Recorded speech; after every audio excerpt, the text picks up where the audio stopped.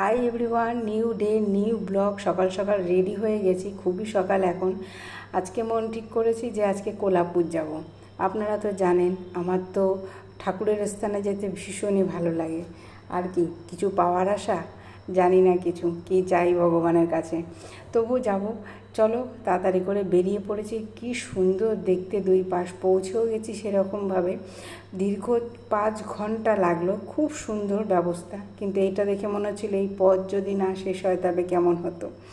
তো যাই হোক, আমরা পৌঁছতে একটুখানি দেরি হয়ে গেছে। একটা হোটেল নিয়েছি, হোটেল নিয়ে একটু খেয়ে নিয়েই তারপরে গেলাম সন্ধেবেলার পরিস্থিতিটা দেখতে, যে সন্ধেবেলায় কীরকম লাগে মন্দির।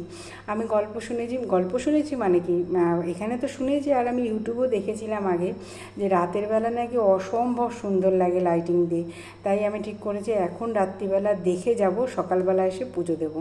তো রাতের বেলা দেখতে এত সুন্দর চতুর্দিক, কিন্তু প্রচুর লোক রাতেও দর্শন করার জন্য ব্যস্ত হয়ে গেছে। এইখানে দেখুন, আগের দিন মনে হয় কোনো অনুষ্ঠান ছিল, এখানে পাশে কীর্তন হচ্ছে কীরকম।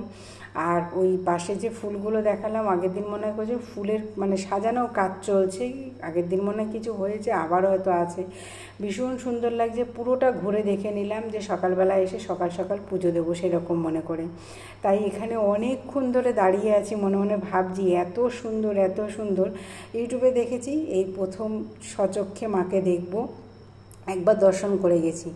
যাক, তারপরে কি করলাম যে কিছু শরীরটাও ভালো লাগছে না, তা কি খাই, বেশ গরমও পড়েছে, এই একটু নিলাম। এতেই একটার থেকে দুজনে মিলে একটু ভাগ করে খাবো। তারপরে হোটেলে চলে আসলাম। হোটেলে এসে রেস্ট নিয়ে, good morning, welcome back to my channel. এখন বাজে কটা? 7টা বাজে। একটু দেরি হয়ে গেল, ভাবছিলাম একদমই ভোরবেলায় যাব, তো এখন পুজো দিতে যাচ্ছি।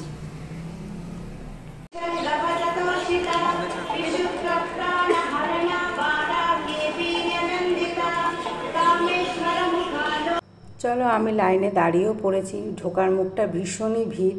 ভালো মতো পুজো টুজো দিয়ে এসেছি। তো ভিডিওটা আজকে এই অবধি রাখলাম, নাহলে অনেকটা বড় আছে এরপরে, নাহলে বেশি হয়ে যাবে। তো আজকে ফুল নারকেল ঠাকুরের ওখান থেকেও পেয়ে গেছি। তো ভিডিওটা আজকে এই অবধি রাখলাম। ভালো লাগলে প্লিজ লাইক কমেন্ট করো এবং সাবস্ক্রাইব করে আমার পাশে থাকো। তোমাদের ভালোবাসা, তোমাদের সাপোর্টের খুব দরকার। তবে এখনকার মতো টাটা।